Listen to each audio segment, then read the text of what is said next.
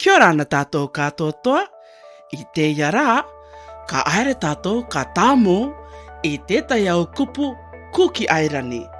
Ko papakoto, te akamata nei tātou. Good morning, class!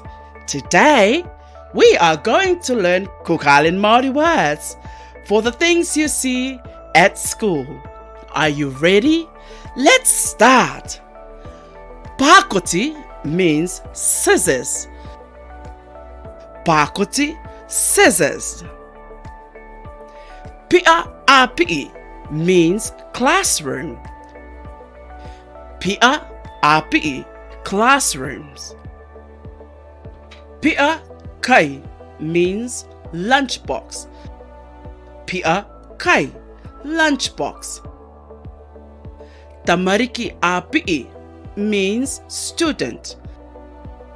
Tamariki apii, student. Roro uira means computer. Roro uira, computer. Penitata means pen. Penitata, pen. Penitara means pencil. Penitara, pencil. Pare means hat.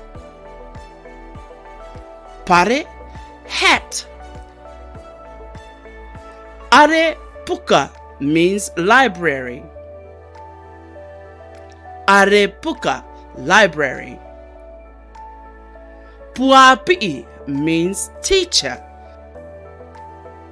Puapii, teacher. Wow, you did amazing.